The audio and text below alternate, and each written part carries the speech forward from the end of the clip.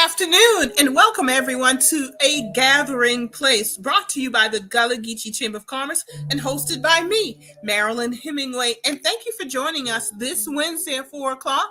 And today we have a very timely, who knew it, a timely topic we're going to talk about, and also a financial empowerment educator and speaker. She's an expert in her field, and she's going to give us some education and some knowledge that I think we all need to know. And that's all going to happen right after this opening. Hello, I'm Marilyn Hemingway, and welcome to A Gathering Place.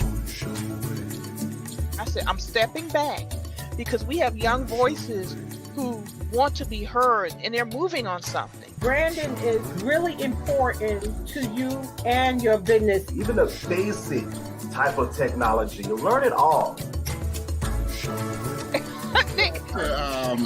And people are Good question.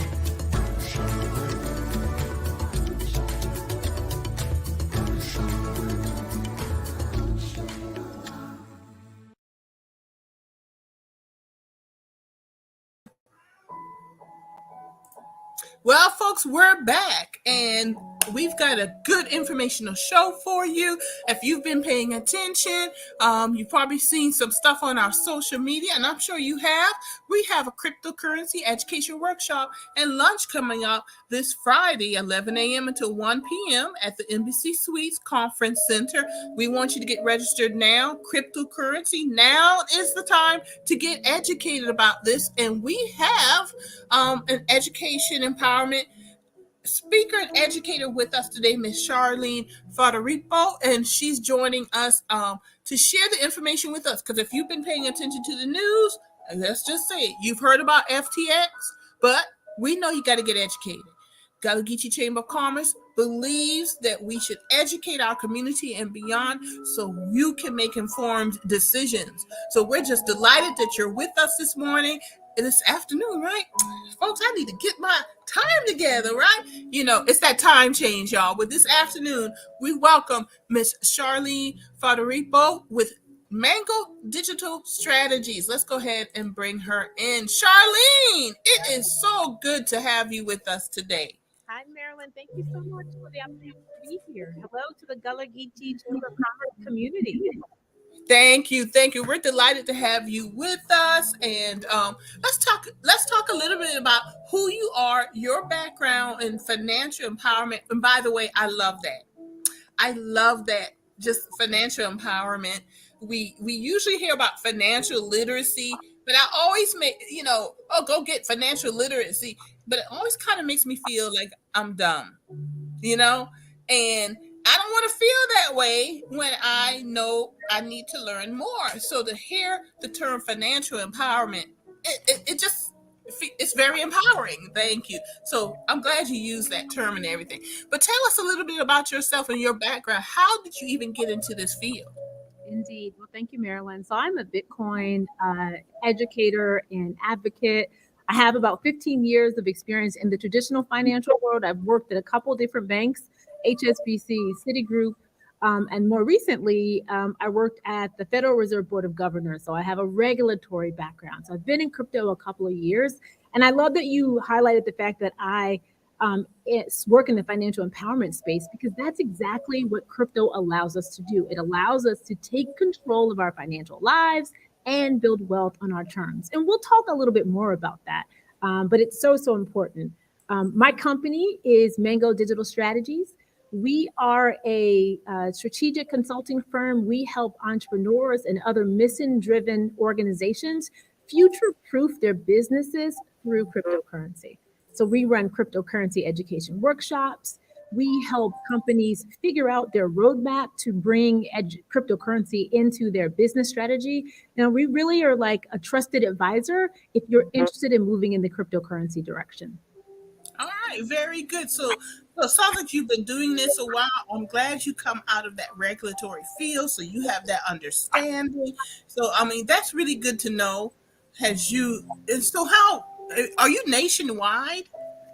I am nationwide. I support business owners kind of across the United States, and more recently been traveling quite a bit and giving cryptocurrency workshops around the US. There's so much interest in this space, and it's so important for us to really be focused on getting solid, reputable education so that we can make good decisions as to whether or not cryptocurrency is right for you. Very good. So that's your background and everything. And thank you very much for sharing that with us. So let's get into what we're here to talk about. And I'm really basic, so I'm going to start with a real basic question here. What is cryptocurrency? Okay, so cryptocurrency at 100,000 feet is just money. But it's not just money, right? Cryptocurrency is digital money that allows for fast, efficient global payments without the use of a bank.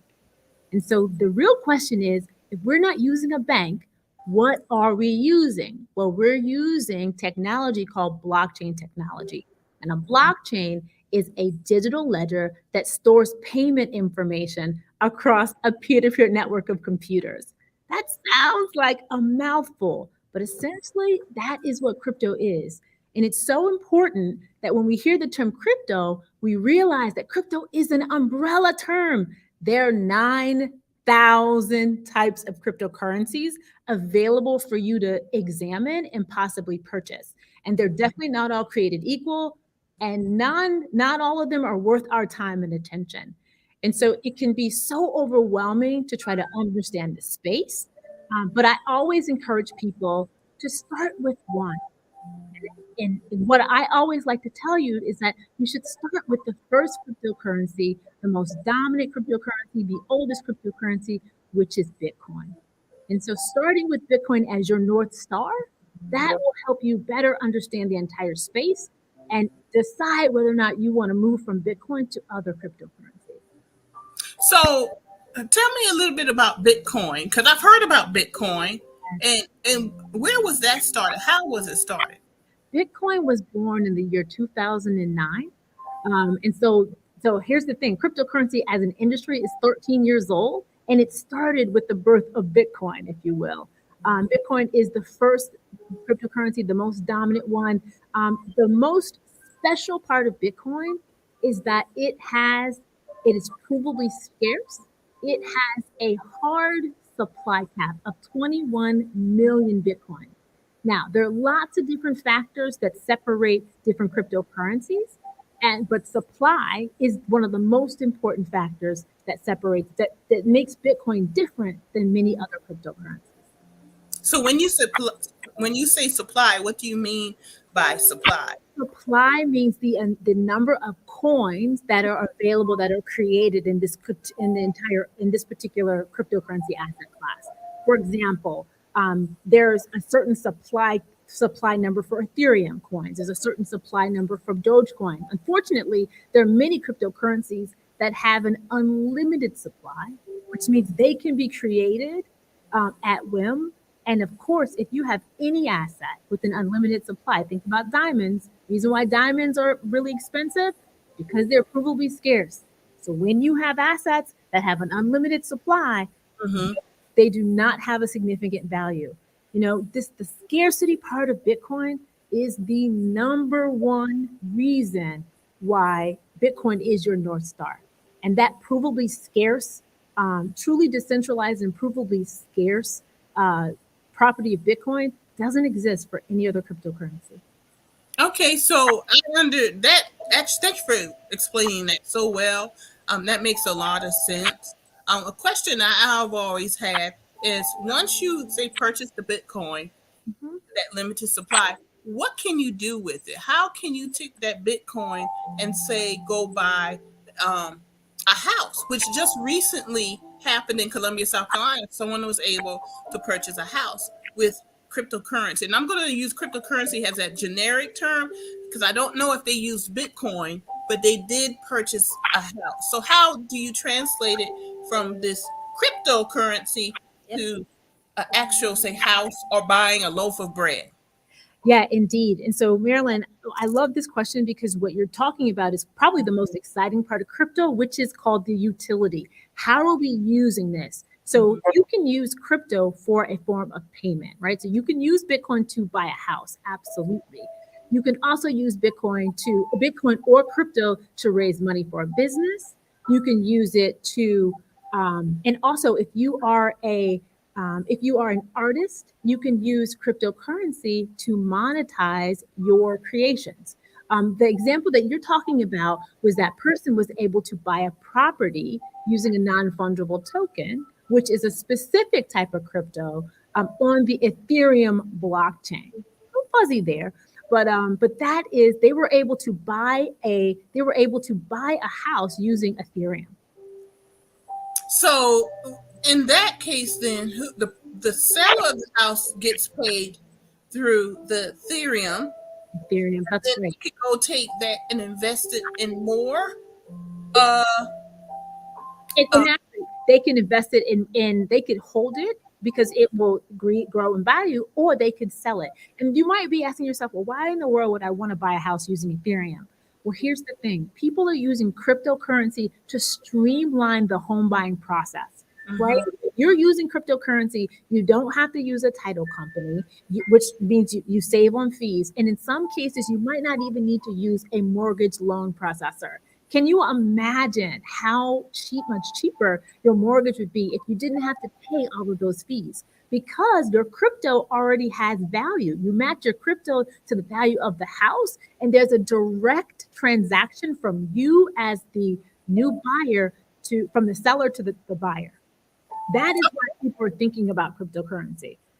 So if you streamline these industries, such as buying a house, how does that impact the other industries? Are they forced then to get better and provide better services to the consumers? Yeah, and I think that's one of the other wonderful things about crypto. Like as a whole, crypto is actually encouraging the entire banking industry to be more efficient, to be better, and to provide better financial services. It is an innovation just like any other innovation. And when you have pressure on a system and you have other competitors, then the system gets a lot better. And what's so interesting, there are government agencies that are around the housing. They're thinking about using blockchain technology to improve and make the home buying process more efficient. So this is just a good news for consumers. It's a good news it's also a good news for business owners, right? If it is cheaper to get a particular process done, it's cheaper for the business owner, and of course, it's going to be cheaper for us as a consumer. That's another reason why crypto is so important. It is actually modernizing the banking and payment and financial ecosystem that we use every day.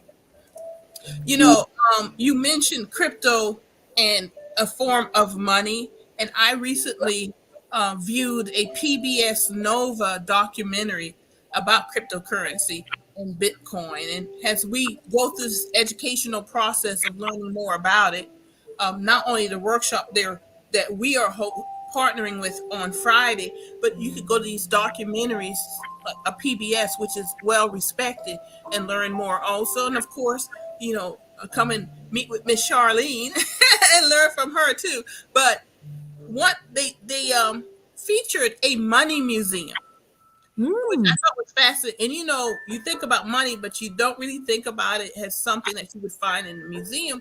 But they talked about the history of money and how there have been different types of money or representation of money in the past, from large stone wheels to bigger than you and I, to beads. And we hear about the Native Americans, and they use beads to barter and trade with.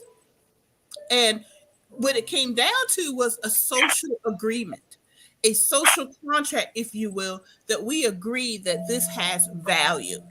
So with cryptocurrency, it's another form of money, and there's an agreement that this has value. All right. So if we've been paying attention to the news recently, we know that agreement has been broken to a certain extent by a company, FTX, where, let's be honest, billions have been lost by folks overnight. And so the agreement was broken between the owner of FTX, the owner founder of FTX, and those he was providing that service to. As a consumer, what should I know in these circumstances? What should I take from what's going on with FTX as I start this process in getting educated about cryptocurrency? And thank you for that question. So, and I know this question is on the hearts of minds of everyone currently, because the FTX collapse is huge. And so if we take a step back, let's talk about what FTX does. So FTX is roughly the third largest cryptocurrency exchange. Last week they failed, which means they filed for bankruptcy protection. So when an exchange fails, or when any company fails, it means that they don't have the funds available to meet their obligations. So the details around the failure are still in flux. But what we do know is that FTX did not have it did not have good governance controls in place. They did not have a board of directors in place, and their management team made risky bets with customer funds. And those bets did not work out well and resulted in significant harm. Um, you know, the whole collapse of FTX is unfortunate for the industry, but this is an example of what can happen when you have bad actors in the space. I believe this will be good for regulators because they can see a clear path for investor protections. But as a consumer, you might be concerned. There's some really specific things that you can do to protect yourself from an FTX situation. The first thing you can do is be very thoughtful about your choice of exchange. So remember, a cryptocurrency exchange is the platform that you use to purchase cryptocurrency. You have lots of different choices of exchanges. I recommend that you look at exchanges that are public companies, right? They're public companies that are audited by large audit firms, companies that have been around for a long term. A time, unfortunately, FTX was a private company that had only been around for 3 years. So you really want to be thoughtful in your choice of exchange. The other thing I have to point out is that in addition to choosing your exchange, you can choose how you store your crypto. If you chose to store your crypto on FTX, the exchange, when the exchange failed, you would lose your crypto. If you chose to not store your crypto on the exchange, like you chose a non-custodial wallet, even if FTX failed, you would not lose your crypto. So even as a consumer, with a terrible collapse as this, you have lots of different choices to protect yourself from the bad decisions of crypto exchange owners. That's a lot of good information. Yes, I agree to. I posted some info. This is great info. Yes, it is great info. It's pretty straightforward. Let me ask you. Let's back it up just a little bit here. So you were talking about where you store Mhm. your uh, cryptocurrency, your Bitcoin, whatever you decide to purchase. What do you mean by storage? What do you mean where that's stored? Well, here's a quick example. If you go to the grocery store and you buy your groceries, you can, if you left your groceries at the store, you could leave them at the store. But if you want to take them home, you take them with you. So two types of wallets: custodial wallet, non-custodial wallet. If you're using a custodial wallet, then you're entrusting the exchange to be the custodian of your crypto. Now, that is actually very much like what we do today. When you are using a bank is acting as your custodian. If you're using direct deposit, that direct deposit money is coming from your employer directly into your bank, right? So this custodial relationship is very comfortable for people, and it's absolutely acceptable. However, perhaps you don't want to custody your crypto with the exchange. And if you don't, you use what's called a non-custodial wallet, where you are acting as the custodian. And so they're software non-custodial wallets, and they're also hardware non-custodial wallets. And that's why this idea of financial education is so important, because not only do you want to be really smart about choosing an exchange, hopefully a public company that is audited by an audit firm and a company that has been around for a long time, and you can choose how you choose to store your crypto. Very good. And then go back a little bit further when you first opened this and you say, find out if your company is public where you want to make your purchase. So that takes research, so that does take some research. So is it good to do this research? Say, can I Google this information, or is there a particular website that maintains just where all these companies are, or do I contact the federal government? Where do I go to start the research? Yeah, good question. There are lots of different places. There isn't, unfortunately, there's not one place you can go to get all this cryptocurrency research. But what I will tell you, as you come across different exchange partners, they are very transparent in terms of how they're structured, whether or not they're public versus private. They talk to you about their fees, and they will also share their services. It's important to know that not all exchanges are created equal, and they all have different services that they provide. But Marilyn, your point is so important because cryptocurrency is not a space where you throw some money over the fence and then run away. You really want to commit to financial education in the space. You want to do your own research to select your exchange partner, do your own research to select how you're going to store your crypto, and of course, do your own research as to the cryptocurrency that you choose to purchase. You need to have a thoughtful approach to your purchase of cryptocurrency. And I always encourage people to start very small with small amounts. And as you start small and get more comfortable in the space, then you can build your position over it. That sounds like good advice. I'm so glad you came on. Because you sound like you know what you're talking about. So that's a good thing. And I'm sure listeners out there, our viewers, and those who've posted, I've always wanted to learn more about crypto. I agree. I have too. It's just been this kind of like nebulous ghost out there that you hear about and it's floating around, but it's like, how do I grab on it and learn more? So you have really done a great job in just bringing it down to earth. So I just want to express my appreciation to you, and I look forward to our educational workshop on Friday. Before you leave, and I think, tell us, what else do we know? What do you want to make sure that we know, taking away from this conversation?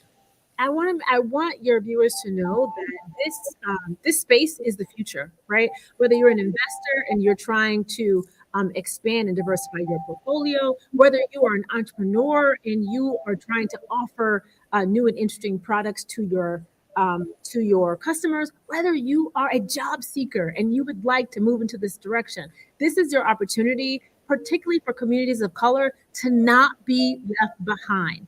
There is a space, there is a lane of cryptocurrency for everybody. But the first step is to become an investor.